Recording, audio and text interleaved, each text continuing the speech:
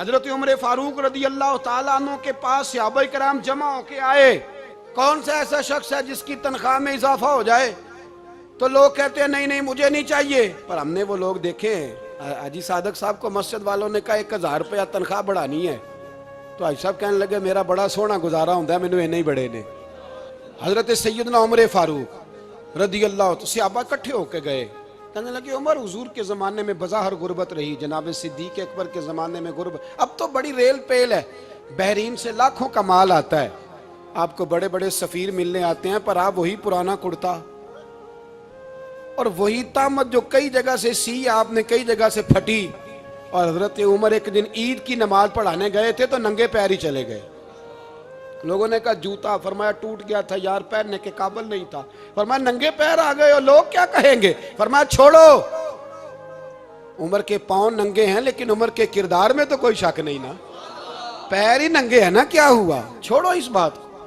کوئی پیار نہیں دنیا داری سے, دولت سے, کوئی چکر ہی نہیں. حضرت سیدنا عمر فاروق رضی اللہ تعالیٰ عنہ کو صحابہ نے اکٹھے ہو کے کہا, یہ ہے امت کے بیدار ہونے کے طریقے جو عرض کر رہا ہوں. کہا جناب آپ اب بڑا مال غنیمت ہے اور جس طرح ہر صحابی کا حصہ ہے آپ کا بھی حصہ ہے, تو ایک نیا کرتا ہی ڈال لیں آپ خرید کے. اب جب مشورہ ہو گیا صحابہ میں تو کہنے لگے عمر سے بات کون کرے گا؟ نیا کرتا پہننے کی عمر سے بات کس کو برا لگتا ہے جی؟ نیا کرتا کون بات کرے گا؟ حضرت سیدنا علی المرتضیٰ کا انتخاب ہوا. کہنے لگے مولا علی کی بڑی عزت کرتے ہیں, ان سے بڑا پیار کرتے ہیں, ان سے بات کرتے ہیں. تو حضرت علی کو بلایا گیا, عرض کی حضور مہربانی فرمائیں. حضرت عمر سے کہے نئے کرتے کے لیے, آپ فرمانے لگے عمر میری بڑی قدر کرتا ہے, بڑی بات سنتا ہے, پر یہ والا کام نہیں میں عمر سے کہہ سکتا, یہ کسی اور سے کہو. تو کہنے لگے آپ رہنمائی کر دیں, کس کو کہیں؟ تو جناب علی المرتضیٰ فرمانے لگے اگر حضرت عائشہ صدیقہ سے کہو گے تو عمر فوراً مان جائے گا, وہ مومنوں کی ماں ہیں. صحابہ حضرت عائشہ کے پاس, اماں جی عمر کو بلائیں, ان کو کہیں بڑے بڑے سفیر آئے ہوتے ہیں, وہی پرانے کپڑے پہن کے بیٹھ جاتے ہیں. اللہ اکبر. حضرت عائشہ نے پیغام بھیجا, فرمایا عمر کو بلاؤ. عمر فاروق دوڑے ہوئے آئے, پردے کے پیچھے حضرت عائشہ کے پاس گھٹنوں کے بل, اماں جی دیر تو نہیں کر آیا میں آنے میں؟ حکم ہو, حضور کے گھر سے پیغام آیا, بڑے بڑے سفیروں کو چھوڑ کے بھاگے. حضرت عائشہ صدیقہ کہنے لگی عمر دیکھو جائز پیسے ہوں تو اسلام اچھے لباس سے منع نہیں کرتا, اب بڑا بڑا مال آیا ہے, اب تیرا بھی حصہ ہے, تو صحابہ کرام کی خواہش ہے کہ نیا کرتا پہن لو, بڑے بڑے سفیر آتے ہیں, حرج بھی کوئی نہیں, جائز بھی ہے, کوئی منع نہیں. حضرت عمر نے گردن جھکا, جی اماں جی, جی اماں جی, جی اماں جی. حضرت عائشہ کہتی ہیں بات ختم ہوئی, عمر نے گردن اٹھائی تو عمر کی داڑھی آنسوؤں سے بھری ہوئی.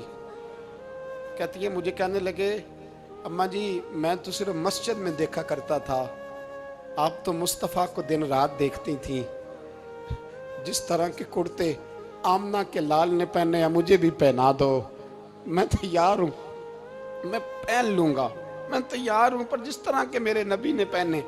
حضرت عائشہ کہتی ہے میں پھوٹ کے روئی, میرا پلو آنسوؤں سے بھر گیا.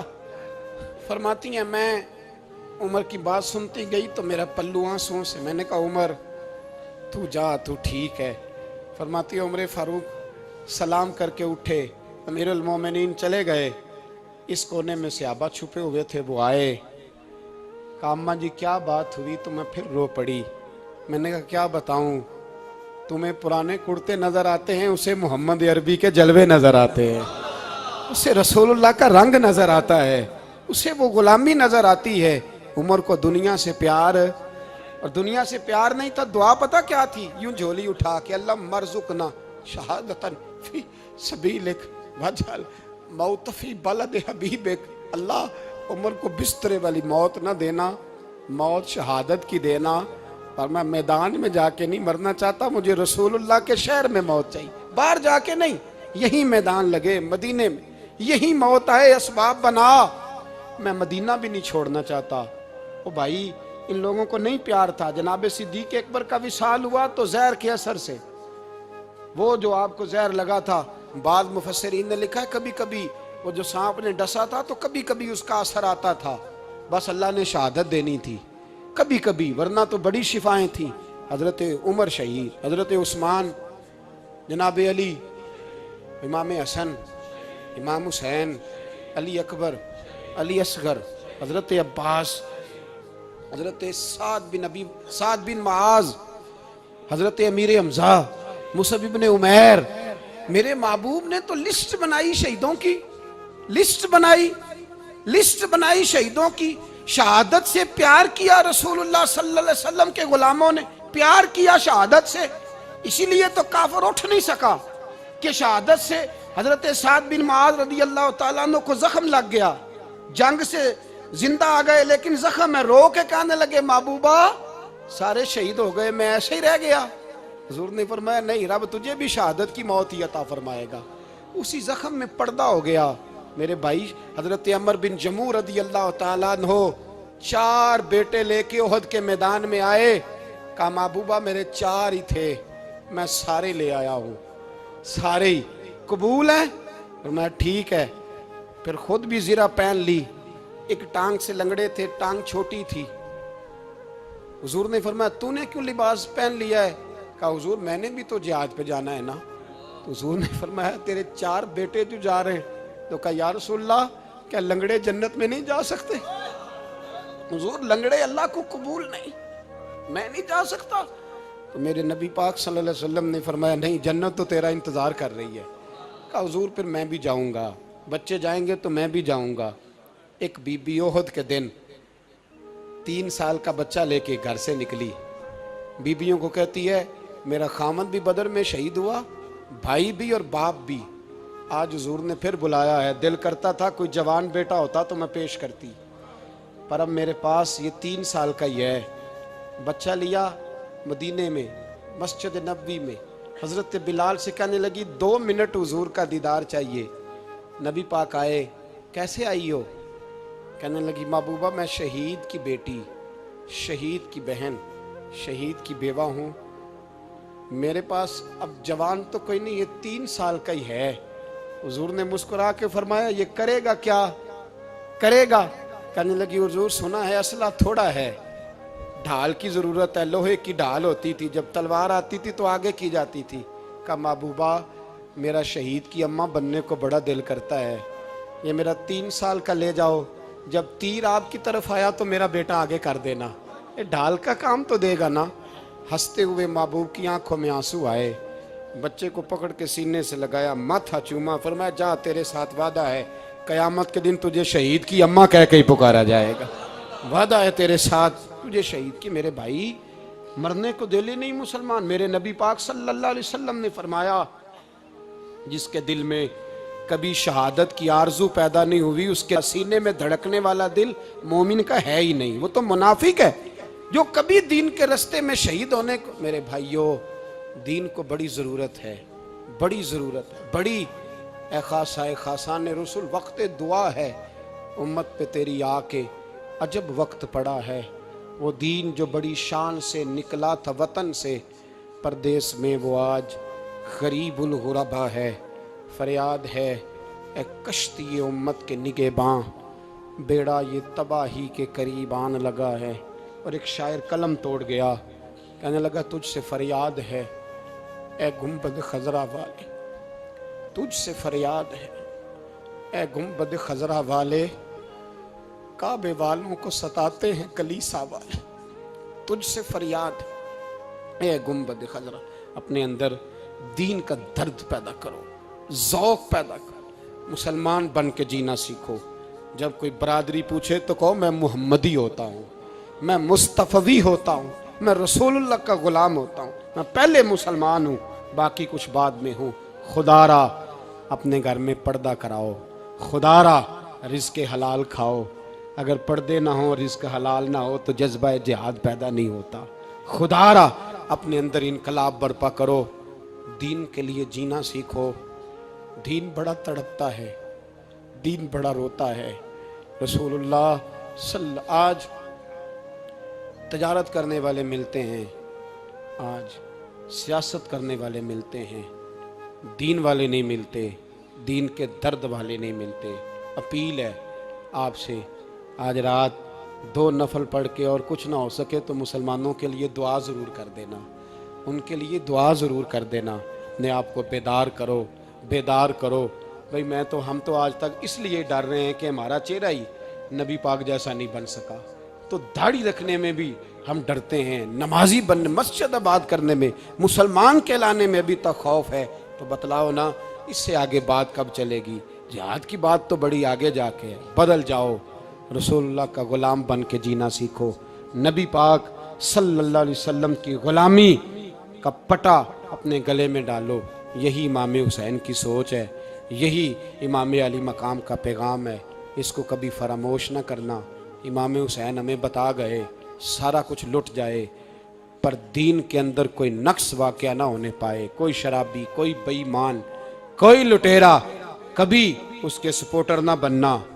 हमेशा, वो किसी शायर ने कहा था, हमसे ना रकम होंगे कसीदे यजीद के। किसी ने कहा, किसी जालिम ने, मेरी सपोर्ट कर, मेरी बात कर, तो उसने कहा हमसे ना रकम होंगे कसीदे यजीद के, क्योंकि हम लोग तो हुसैन के सीरत निगार हैं।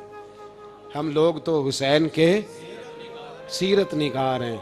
ये मुहर्रम के जो दिन है, ये इनकलाब के दिन है, रोने पीटने के नहीं, इनकलाब के दिन, जज्बों की बेदारी के दिन, जुल्म की आंखों में आंखें डालने का जज्बा पैदा करने के दिन। इसको उसी रंग में लो। बंदा जिससे प्यार करता है ना, वो बंदा कभी कभी फिर प्यार का फ़ायदा नाजायज़ भी उठाता है, कभी कभी ये भी नुकसान लोग करते हैं। पहली बात तो ये कि जब प्यार हो जाए तो उसका फ़ायदा जायज़ भी नहीं उठाना चाहिए।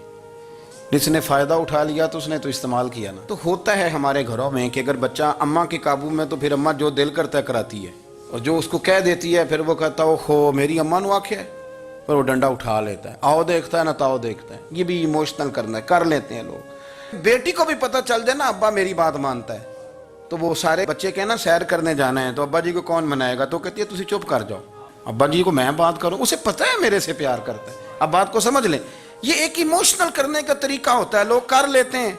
और वो बंदा चूंकि प्यार कर रहा होता है, तो प्यार करने वाला बहरहाल कहीं ना कहीं फिर काबू आ जाता है। वो इस्तेमाल भी हो तो हो जाता है, लेकिन वो बंदा ठीक होता है, क्योंकि वो इस्तेमाल हो भी रहा है तो हो तो प्यार में रहा है ना, प्यार में हो रहा है ना। समझ ले मेरी बात को। हजरत साद बिन नबी वकास रदी अल्लाह तआला अन्हु का ना अपनी माँ से बड़ा प्यार था, बड़ा प्यार था अपनी वालदा से। तो हजरत साद बिन नबी वकास कलमा पढ़ गए। अम्मा जी ने भूख हड़ताल कर दी। उसे पता था कि मेरा पुत्र मुझसे प्यार बड़ा करता है, मैंने बिल आखिर मनवा लेना। थोड़ी सी आबादी थी, एक घर के अंदर जो मसला छिड़ता था ना, उसका सारे शहर को पता चल जाता था। अब कोनों में, गलियों में अब बातें भी होने लगी कि वो साद की माँ हड़ताल पे बैठी हुई है, बड़ा मसला है। अब प्रेशर बढ़ने लगा। हज़रत साद बिन नबी वकास फरमाते हैं कि वो जो मेरे करीबी लोग थे ना सहाबा, वो भी मुझे कहने लगे यार कोई रास्ता निकाल, हर चौक में तेरी बात होती है। कहते हैं मैं घर जाता तो घर वाले, बहन, भाई, बच्चे, बाप सारे कहते यार तेरी माँ मर जाएगी। अब बहुत बड़ा इशू है। हम ये कह देते हैं कि उन्होंने कुर्बानियाँ बड़ी दी, लेकिन आप ज़रा बात को समझे ना कि अम्मा भूख हड़ताल पे बैठ जाए, एक इंसान कहाँ खड़ा हो जाएगा? बदनामी अलग है, बहस अलग है, सियाना बंदा, मालदार, वज़ादार, कबीले वाला। हजरत साद बिन नबी वकास की माँ ने 3 दिन तक रोटी नहीं खाई, पानी नहीं पिया, बेहोश हो गई।